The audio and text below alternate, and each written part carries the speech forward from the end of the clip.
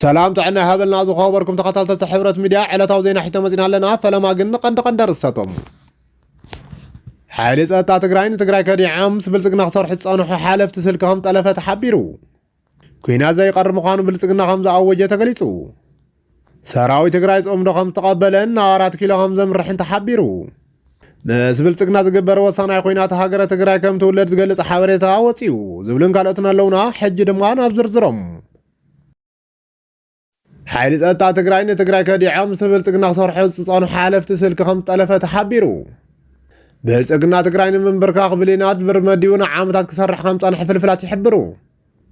ሕወሓት እንተይጠፍአት ኣብ ስልጣን ክነብሩ ከም ዘይኽእሉ ዝኣመኑ መራሕቲ ብልጽግና ምስ ሓያላት ሃገራት ሓቢሮም ሕወሓት ንምጥፋእ እንተፈተኑ እኳ ሕወሓት ምድኻም እምበር ምጥፋእ ከም ዘይከኣሉ ይፍለጥ ኣብ ከቢድ ናይ ምፍራስ ሓደጋ በፂሓ ዝነበረት ሕወሓት ካብ ምፍራስ ክትድሕን ዓመታት እንተወሰደላ እኳ ሕጂ ግን ኣብ ዝሓሸ ቁመና ከም ዘላ ተገሊጹ ካብ ትግራይ ተረኸ ተወሰኸ ሓበሬታ ከም ዝገለጾ ታዳኺ ምፀን ሓይሊ ጸጥታ ትግራይ እውን ከም ሓዲስ ተጠናኺሩ ከም ዝርከብን ዝሓሸ ስራሕ ምስራሕ ከም ዝጀመረን ተፈሊጡ ኣብዚ ከምዚ ኢሉ እናሃለወ ሓይሊ ጸጥታ ትግራይ ምስ ብልጽግና ተገበረ ምስጢራዊ ናይ ስልኪ ዝርርብ ከም ጠለፈ ተሓቢሩ እቲ ናይ ስልኪ ዝርርብ ኣብ መንጎ ጀነራል ሰራዊት ትግራይን ላዕለዎት መራሕቲ ብልጽግናን ከም ዝኾነ ተፈሊጡ ብመሰረት ተረኸ ሓበሬታ እቲ ናይ ስልኪ ዝርርብ ኣብ መንጎ ጀነራል ጉዕሽ ገብረን ናይ ብልጽግና ሓለፍትን ከም ዝኾነ ተገሊጹ ጀነራል ጉዕሽ ገብረ ምስ ሓላፊ ስምረት ዝኾነ ጌታቸው ረዳ ምስ ካልኦት ሓለፍቲ ብልጽግናን ተደጋጋሚ ናይ ስልኪ ዘተ ከም ዝገበረ ማይ ቪስ ኦኒስ እትበሃል ሚድያ ሓዊሱ ካልኦት ዓበይቲ ሚድያታት እናፀብፀበኦ ይርከባ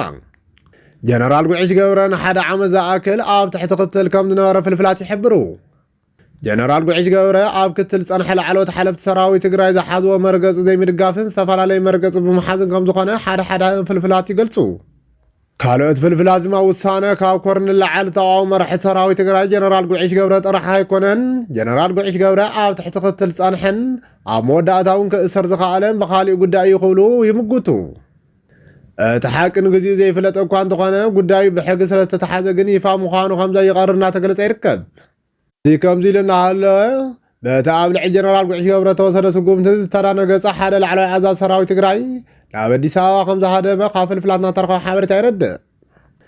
እቲ ጀነራል ናብ ኣዲስ ኣበባ ክሃድም ዝኸኣለ ምስ ብልጽግና ምስጢራዊ ርክብ ስለ ዘለዎ እዩ ክብሉ ሓደ ተንተንቲ እናገለጹ ይርከቡ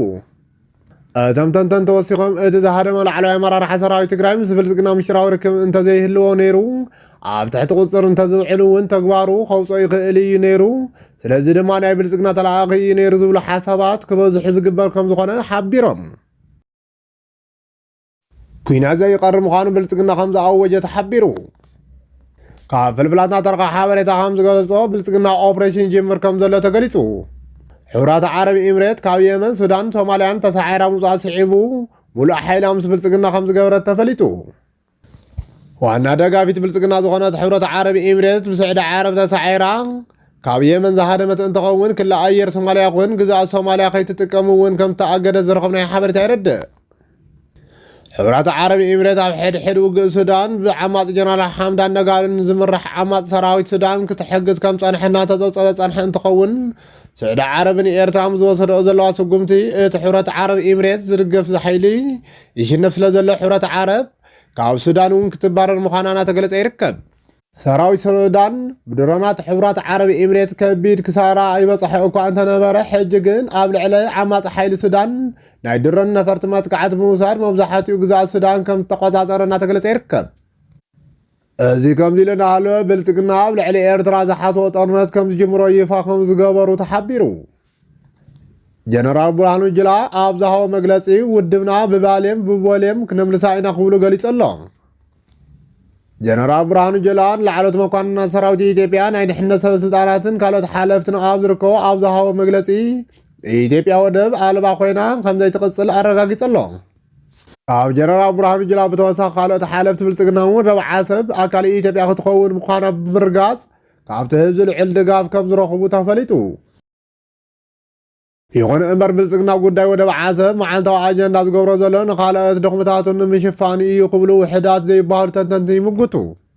ብመሰረት እቶም ተንተንቲ ፖለቲካ ብልጽግና ኢትዮጵያ ብሕድሕድ ውግእ እናተሓመሰትን ቁጠባ ወዲቑ ኣብ ዝርከቡን ኣብዚ ሕጂ እዋን ብልጽግና ምስ ጎረቤት ሃገር ካሊእ ጦርነት ምኽፋት ዓቕሚ የብሉን ክብሉ ይገልጹ ናይዚ ተጻራሪ ሓሳቦም ዘለዎ ድማ ብልጽግና ኣብ ልዕሊ ኤርትራን ዝሓሰቦ ጦርነት ሙሉእ ብምሉእ ዝሽፍን ብደገፍቲ ብልጽግና ዝኾነ ሃገራት ስለ ዝኾነ ብልጽግና ብዛዕባ ዘየድሊ ቀረብ ዘጨንቆ ኣይኮነን ክብሉ ይምግቱ። ብመሰረት ሓሳብ እዞም ምሁራት ሕረት ዓረብ ኤምሬት ናብ ኢትዮጵያን ዝግበር ወታደራዊ ወፍሪ ንምሽፋን ከም ተስማዕምዕቲ ይገልጹ።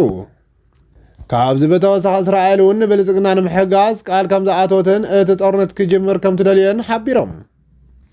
ስለዚ ድማ ተልእኾ ብልጽግና ስርዓት ህግደፍ ምእላይ እምበር ብዛዕባ ቀረባ ኣፅዋርን ካልኦት ቀረባትን ከም ዘይጭነቕን ኣብ ጎኒ ዘለዋ ስርዓት ህግደፍ ክእለብ ብዝደልያ ሓያላት ሃገራትን ከም ዝሽፈንን ገሊፆም። ሰራዊት ትግራይ ጽምዶ ከም ዝተቐበለን 4 ኪሎ ከም ዘምርሕን ተሓቢሩ። ብልጽግና ኣብ ኢትዮጵያ ዝደለየ ስጉምትና ወሰደ ክሳብ ሕጂ ኣብ ስልጣን ክጸንሕ ዝኸኣለ ኣብ ኢትዮጵያ ዘለዎ ኣንጻር ስርዓት ብልጽግና ዝኾነ ሓይልታት ብዝተወደበ መልክዑ ስለ ዘይቃለሱ እዩ ክብሉ ወታደራዊ ሊቃውንቲ ይገልጹ። ኣብ ክልል ኣምሓራ ዘለዎ ሓይልታት እውን እንተኾነ ክሳብ ሕጂ ኣብ ቀረባ እዋን ጥሙር ዝኾነ ማእኸላይ ኣመራርሓ ከም ዘይነበሮም ይገልጹ። ብልጽግና ኦሮሞ ኣብ ኢትዮጵያ ዘለዎ ሓይልታት ብሚልዮናት ዝቁፀር ብር እናበተነ ሓድነት ከይፈጥሩ ክዕግርግሩን ተጸንሐ እኳ ሕጂ ግን ድሕሪ ዓመታት ከቢድ ፈተና ጥሙርን ማእኸላይ ኣመራርሓ ስለ ዝመስረቱ ስልጣኑ ኣብ ከቢድ ሓደጋ ከም ዝወደቐ እቶም ወታደራዊ ሊቃውንቲ ወሲኾም ገሊፆም። ሓይልታት ፋኖ ምስ ሕወሓትን ሻዕብያን ቃል ኪዳን ኣሲሮም ስርዓት 4 ኪሎ ንምእላይ ድሌት እንተሃለዎም እኳን ባዕሎም ጥሙር ዝኾነ ማእኸላይ ኣመራርሓ ስለ ዘይነበሮም ክሳብ ሕጂ ክዕወት ከም ዘይከኣለ ፍልፍላት ይሕብሩ። ይኹን እምበር ሓይልታት ፋኖ ጥሙር ዝኾነ ማእኸላይ ኮማንድ ምስ ምስራቶም ስዒቡ ሓቢርና ንስራሕ ዝብል ይፋዊ ደብዳቤን ኣብ መራሕቲ ሕወሓት ከም ዝለኣኹ ተገሊጹ። ካብ ፍልፍላት ተረኸበ ሓበሬታ ከም ዝገለጾ ዋና ትሕሶ እቲ ደብዳቤ ናይ ሓባር ጸላኢ ዝኾነ ስርዓት ብልጽግና ሓቢርና ካብ ስልጣን ንምእላይ ቃል ኪዳን እናኣስረሉ ግዜ ሕጂ እዩ ዝብል ከም ዝኾነ ተፈሊጡ። እዚ ትልሚ ናይ ስርዓት ህግደፍ እውን ከም ዝኾነ ምስጢራዊ ፍልፍላት ይሕብሩ። ስለዚ ድማ ፋኖ ስርዓት ህግደፍን ትዲኤፍን ቃል ኪዳን ተኣሲሮም ዕድመ ስልጣን ብልጽግና ሓፂር ከም ዝኾነ ብቐሊሉ ከም ዝእለ እናተገለጸ ይርከብ።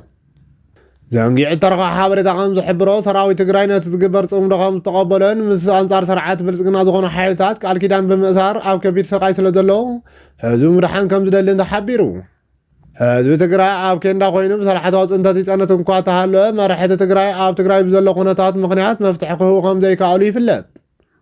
ስለዚ ድማ መራሕቲ ትግራይ ጽምዶ ፈጢሮም ኣብ ልዕሊ ጸላኢ ህዝቢ ትግራይ ዝኾነ ሓይሊ ቃልሲ ካብ ምጅማር ካሊእ ዝተረፈ መማረፂ ከም ዘይብሉ እናተገለጸ ይርከብ። ነዚ ዝከታተል ዘሎ ስርዓት ብልጽግና ሕወሓት ምስ ብልጽግና ፋኖን ቃል ኪዳን ከይተኣስር መታለሊ ኣጀንዳታት ምዕራብ ትግራይ ሒዙ ክመጽእ ከም ዝኽእል እናተገለጸ ይርከብ። ምስ ብልጽግና ዝግበር ወሰናይ ኩናት ሃገረ ትግራይ ከም ትውለድ ተሓቢሩ። ህዝቢ ትግራይ ድምፂ ጥይት ክሰምዕ ዘይደሊ እንተኾነ እኳ ምስ ዕሾኻያት ተጸጋዕት ቁልቋለት እናነበዐት ነበር ከም ዝበሃል ህዝቢ ትግራይ እውን ጸላእቲ ብዝኸፈቶ ተደጋጋሚ ጦርነት እንዳደመየን እንዳነበዐን ይነበር ከም ዘሎ ሊቃውንቲ ፖለቲካ እናገለጹ ይርከቡ። መራሓይ ብልጽግና ዝኾነ ኣብዪ ኣሕመድ ኣብ ሰሙን እዚ ኣብ ዝሃቦ መግለጺ ጸላእትና ሓደ ብሓደ እናፈለና ከም ቁማር ርእሲ ክነርጉፎም ኢና ኢሉ ምግላጹ ዝፍለጥ እዩ። ብልጽግና ምስ መራሕቲ ሕወሓት ይኹን ምስ መራሕቲ ህግደፍ ልዕል ጎንፅን ኩናትን ናይ ምኽፋት ምድለዋት ይገብር ከም ዘለን እናተገለጸ ዝርከብ እኳ እንተኾነ ጸላእትና ፈላሊና ኢና ክነሸንፎም ኢሉ ብዝተዛረቦ መሰረት ብልጽግና ንግዜያዊ ስልቲ ምስ ህግደፍ ዕርቂ ክፍጽም እንተፈተነ እኳ ስልቲ ብልጽግና ዝተረድኦ ህግደፍ ግን ምስ ብልጽግና ዕርቂ ኣየድልን ዝብል መርገፂ ከም ዝሓዘ ተፈሊጡ። ስለዚ ድማ ብልጽግና ሕወሓትን ህግደፍን ፈላሊኻ ምቋዕ ዝብል ትልሙ ከም ዝፈሸለ ዝረኸብናዮ ሓበሬታ ይረድእ። እዚ ከምዚ እናሃለወ ሕጂ ተረኸ ሓበሬታ ከም ዝገለጾ ምስ ብልጽግና ዝግበር ናይ መወዳእታ ግጥም ሃገረ ትግራይ ከም ትውለድ ተሓቢሩ። ካብ ወታደራዊ ፍልፍላትና ተረኸ ሓበሬታ ከም ዝሕብሮ ኣብ መንጎ ብልጽግናን ህዝቢ ትግራይን ደመና ኩናት ኣንጻላልዩ ከም ዝርከብ ተፈሊጡ። ስለዚ ድማ እቲ መዕነው ከም ዝኸውን ዝንገሮ ዘሎ ደገማይ ኩናት ትግራይን ብልጽግናን እንተተጀሚሩ ህዝቢ ትግራይ እንዳደመየ ክነብር ስለ ዘይብሉ ሃገረ ትግራይ እትውለደሉ ግድን እዩ ክብሉ ሊቃውንቲ ፖለቲካ እናገለጹ ይርከቡ። ብኣብዪ ኣሕመድ ዝምራሕ ብልጽግና ሕጂ ኢትዮጵያ እትመሓደረሉ ዘላ ፌደራላዊ ስርዓት ፕሬዚዳንት ንምቕያርን ዓንቀጽ 39 ክጠፍእ ንምግባርን ይሰርሕ ከም ዘሎ እናተገለጸ ይርከብ። ዓንቀጽ 39 ሕገ መንግስቲ ኢትዮጵያ ክልላት ናይ ባዕለን ሃገር ክሳብ ምስራት መሰለ ህዝብን እንትኾን ብልጽግና ግን ሕገ መንግስታዊ ምቕያርን ዓንቀጽ 39 ሕገ መንግስቲ ኢትዮጵያ ንምጥፋእ ይሰርሕ ከም ዘሎ ናይ ብልጽግና መማኽርቲ ዝኾነት ኢዘማ ፓርቲ ገሊጻ ኣላ። ብልጽግና ክገብሮ ዝሓሰበ ትልሚ ብኢዛማ ገይሩ ከም ዘርግሖ ክግለጽ ጸንሐ እኳ እንትኸውን ሕጂ እውን ኣመራርሓ ኢዛማ ፓርቲ ኣብ ሪፖርተር ኣብ ዝሃቦ ሓሳብ ኢትዮጵያ ፌደራላዊ ስርዓት ኣፍሪሳ ኣህዳው ስርዓት ክትተክል ከም ዘለዋን ዓንቀሳታት ሻዕተ ሕገ መንግስቲ ኢትዮጵያ እውን ከም ዘየድልን ገሊፆም ኣለዉ ስለዚ ድማ ብልጽግና ስርዓት ፌደራሊዝም ንምቕያር ስራሓቱ ከም ዝወደአ ዘመላኽት ከም ዝኾነን ተንተንትና ገለጹ ይርከቡ ቀደም ክብል እውን ብልጽግና ሕገ መንግስቲ ንምቕያር ኣብ ፈረንሳይ ሰሙያ ልኢኹ ከጽንዕ ይገብር ከም ዝነበረ ክግለጽ ጸኒሑ እዩ ዜናታት ናይ ዝዕለት ነዚኦም መስሊ ነሮም ስለምክታልኩ ነመስግን ሰላም